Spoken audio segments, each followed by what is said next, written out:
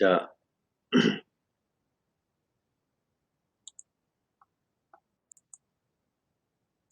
여러분들, 이제 동양 미술에 대해서 조금 개략을 보자라고 해서, 뭐, 이렇게, 특별하게 이렇게까지 할 건 없는데, 그래도 다 아시겠지만, 한번 같이, 좀, 같이 생각을 한번 해보자. 그런 의미로 해서 제가 보여드리도록 할게요. 우리가 우리 중국은 정말 큰 나라잖아요. 큰 나라. 큰 나라이기 때문에, 중국의 큰 나라는 생각이 커. 우리가 만만디 그런 말이 있죠. 만만디. 생각이 넓어. 그리고 중국의 이 모든 스케일이 커. 우리가 황하강 보세요. 황하강. 또 양자강 보세요. 양자강. 얼마나 커요. 산샤댐. 이런 것들이 크기 때문에 그림도 예술도 그게 클 수밖에 없어요. 그래서 장대하다, 깊다, 넓다 이런 것들이에요. 그래서 우리가 그런 것들이 주변의 그 자연 환경 이런 것들이 그림으로 드러나지 않았을까. 뭐 이것은 누구나 다 생각할 수 있는 요소가 되겠죠.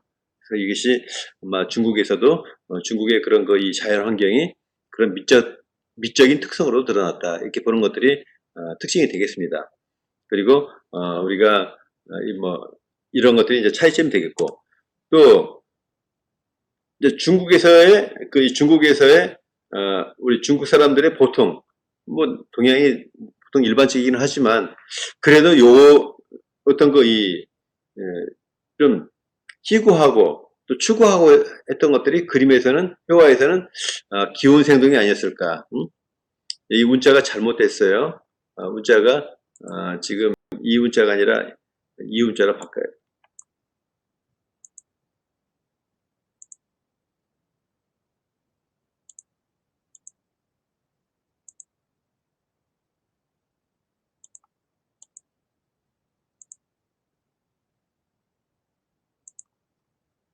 문자가 이 문자로 바꿔야 됩니다.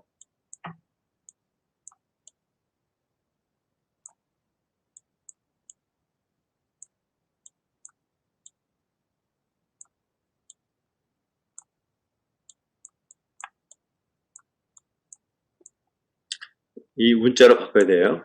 우리가 이 운은 뭐냐, 바로 어떤 거냐면, 운치가 있다. 그런 말 들어봤죠, 여러분들? 운치가 있다. 그게 바로 운이에요. 운은 하모니, 어울림이에요. 우리 중국 미술의 미가 추구하는 회화 그림에서 가장 추구하는 것들은 기운 생동이다.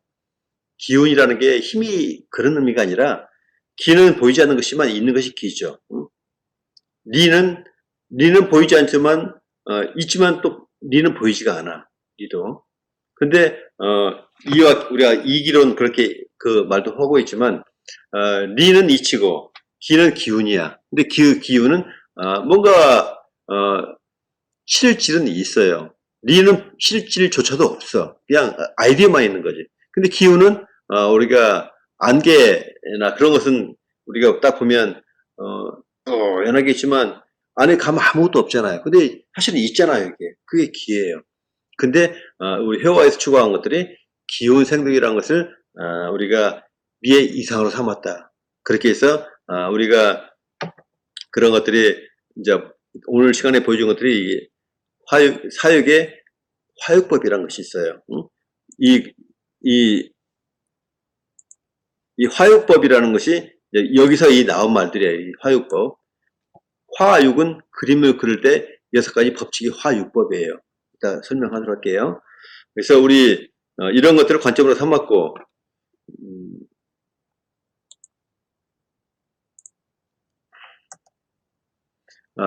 다시 종합하자면은 우리 쉽게 얘기해서 중국 미술은 넓고 깊고 또 이렇게 사실적이다. 뭐 이런 것들이 특징이지 않을까. 뭐 이것은 내 생각일 수도 있고 여러분들도 공감할 수도 있는 것인데 이거 누가 얘기하지 않아도 그렇게 느끼지 않을까 생각이 됩니다. 그런 그림을 보여주는 것도 이런 그림들이에요. 우리 황공만이라는 사람이 원대에 아주 큰 문인화가인데 이런 그림을 그렸어요. 이 보세요. 곽희 산수도. 우리나라 이 조선이나 조선이나 이럴 때 그림들은 우리 그 조선의 한국 대한민국의 그림들은 조금 왜소하고 이렇게 이런 것도 일반적인데 내가 말한 것들은 그냥 다 그런 건 아니고 보편적으로 그렇게 말씀드리는 것들이에요. 근데 우리는 아기자기하고 그런 걸 꾸미고 있지만 중국도 물론 아기자기한 그림도 있죠. 그렇지만 과케이 산수들을 보다 보면 화면을 꽉 채워요, 그림이. 어떻게 꽉 채울까? 동양화의 그림은 어떻게 해요? 공간이 있다는 거야. 비움에 있고. 그래야 채울 수가 있고, 내 마음이 쉴 수가 있는데, 꽉 채워. 압도를 해요. 어떻게? 장대하고, 깊어요. 또, 근데 거기에 이렇게 큰 그림을 그려놓고 나서, 사람은 이만하게 그래요. 이게, 이 정도 크기로 그리 사람은. 위대한 자연 앞에서 사람은 너무 왜소해요. 컨트라스트가 되는 거죠. 이런 것들이 이제 중국의 좀 특징이 아닐까라고 생각하고 있는데, 이제 여기 비해서 우리가 일본은 안 하기로 했지만, 일본은, 우리가 이런 말 들어봤죠? 비애, 숙조, 요염, 또 세련, 세밀, 뭐 이런 것들의 그 일반적인 주조가 그렇지 않을까, 그렇게 생각을 하고 있습니다. 그래서 우리가 이 여아래라고 해서 이 슬플 애자를 써요. 슬플 애자. 아니면 또 이 염은 매혹적이다. 그런 거예요. 농염하다 할 때 염이에요. 그 다음에 또 일본 그림에는 또 이 사비. 우리가 적자가, 조용하다는 그 의미의 적자예요. 그것도 또한 개념의 유현은, 뭐, 그윽하고 깊어요. 이런 것들이 일본의 그림을 보여줄 수 있는 것들이 아닐까. 그리고 일본 그림은 인위적인 것들이 많아요. 우리 보세요. 일본은 첫 시간에 얘기했는데, 지난 시간에 얘기했는데, 맹자와 순자를 얘기했죠. 맹자는 선을 믿는다 그랬죠. 내 마음이 본래 선해. 근데 순자는 내 마음이 본래 악해. 악하기 때문에 공부를 해야 돼. 가르쳐야 돼. 이런 것들이에요.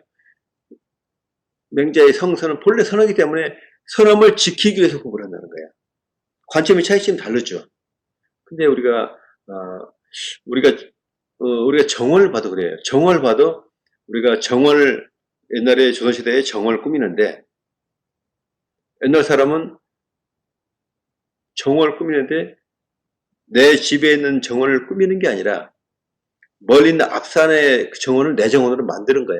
어떻게? 의식적으로. 그걸 우리가 차경이라 그래요. 차는 렌트하다 그런 거예요. 경치를 렌트해. 그게 차경이에요. 그래서 내가 직접 우리 집에다가 설치한 건 아니지만 멀찌감치 보다 보면 그거 내 건 거야. 이게 차경이에요. 그런 대표적인 그 이 조경 원리가 우리가 담양의 소세원이라는 게 있죠. 소세원. 아주 명승지죠. 소세원이라는 것은 우리가 그냥 우리 경치 그대로 두고 나서 거기다 집만 짓는 거야. 내가 거기다 막 꾸미고 그런 게 아니라. 근데 우리 보세요. 일본 같은 경우는 우리가 꽃꽂이 같은 거 있잖아요. 우리가 일본 정원 보세요. 얼마나 컴팩트한지 몰라요. 그러면서 분재가 있잖아요. 분재라는 거 있죠. 소나무가 크면 막 철사로 이렇게 얽어매요. 그래서 인위적으로 만들어. 어떻게? 소나무도 기기묘묘해야만이 명품이 되잖아요. 우리가 고가의 소나무들은 뭐예요? 정말 바위틈에 자라가지고 거기서 시달려서 막 뒤틀어지면서 이상야릇한 그 모습. 근데 그게 아름다움이에요. 소나무의 아름다움. 근데 그것을 어떻게 인위적으로 만들어? 그게 분재예요. 그러니까 일본 같은 경우는 그런 것들이 발달이 되어 있어요. 그래서 일본 같은 경우는 인위적이고 그렇지 않을까? 내 말은 다 그렇다는 건 아니에요. 보통 보편적으로. 그래서 조금 그 차이점이 좀 있더라. 그게 일본 사람들은 순자의 나라, 우리 대한민국은 맹자의 나라 이런 것처럼 어떤 그 이 민족성 특성이 달라. 그렇지만 뭐가 맞고 틀리고 그런 것은 없어요. 그렇지만 그 양쪽에서 그런 그리고 그걸 보고 우리가 개성이라고 그러죠. 개성이라는 것은 맞고 틀리고 없죠. 나의 캐릭터야. 응? 나의 캐릭터, 나의 기질이고. 그렇지만 나는 나의 장점이 나의 단점이 될 수도 있고, 남의 단점은 남에는, 남의 장점이 또 단점이 될 수가 있는 거예요. 그래서 우리가, 주역에서 우리가 음과 양이 있듯이, 그 전에 얘기했죠. 주역에서의 모든 괴에는 좋은 거가 다 보면 항상 혼재가 되어 있다 그랬죠. 그래서 우리가 거기에 어떻게 시간이란 변수가 있기 때문에 그것을 오버컴할 수가 있는 거예요. 우리가 인생이 공평한 거야. 이런 것들이 우리가 일본과 우리 그 한국과의 차이점이 이제 그런 것들이 있는 것 같고, 이제 그림에서 이렇게 회화해서 얘기를 하는 것들이고, 일본 그림들을 좀 보여주자 하면 이 딱 보면 그리는 그림들이 보이죠. 일본 그림으로 기모노 입고 모습들, 이런 그림들이 일본 사람들의, 일본도 일본 나름대로의 그 역사가 있고 전통이 있기 때문에 역사와 전통이 다 회화 예술에, 또 예술에 다 드러난다는 거죠. 어떻게? 그 민족성과 함께. 그 민족성은 그 나라에서 어떤 그 지형 지물이나 그 기후나 이런 것들이 다 합해지고, 거기다가 철학, 기질 다 합해진 거죠. 철학은 뭐예요? 우리가 그전 접할 수 있는 것들은 유학이 했잖아요. 유학을 하다 보니까 또, 유학에서 또 이제 갈래를 쳐. 어떻게 해요? 맹자도 있고, 순자도 있고, 법가도 있고, 여러 사람이 갈래를 쳐. 어떻게 또 유학만 있어요? 또 도교도 있어요. 노자 장자도 있잖아. 이런 사람들이 갈래를 쳐. 또 왜? 시간이나 텀이 있기 때문에 각 시대별로 해서 훌륭한 사상가 나타나서 이렇게 가르치고, 이런 것들이 하나의 예술이 되고 철학이, 그림이 됐다. 그런 것들이 일본의 그런 그 특성이 드러나더라. 그 다음에 우리 한국에 대해서는 어떨까? 한국에 대해서는 뭐 내가 설명할 거 있겠어요? 너무 잘 아니까. 응? 정말 할 수 없는 말이, 할 수 없는 말이, 무기교의 기교, 이런 말이 있어요. 무기교의 기교. 이게 도대체 여러분 이해가 가요? 무기교의 기교. 무기교는 뭐예요? 기교가 없는 거야. 근데 기교가 없는 것이 기교라는 거야. 그렇죠? 무기교의 기교. 그냥 자연 그대로야. 아까 말한 그 소세원 정원처럼, 그냥 꾸민 게 없어. 차경은 그냥 멀리 있는 경치가 우리 집 거야. 이렇게 생각을 하는 거. 이건 관점의 차이고, 이게 바로 자연 동화가 아닐까. 응? 이런 것들이 좀 우리 그림에 좀 드러나지 않았을까라고 생각을 하고 있어요.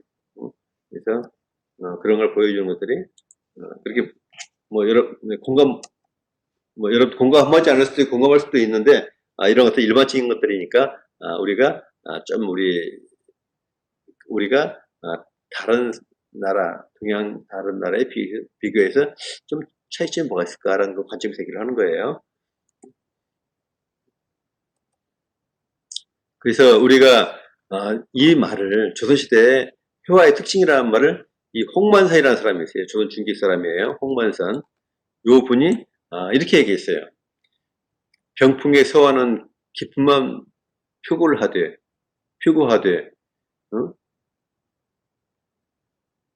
이 진체는 담체만 못하고 담체는 담만 못하다.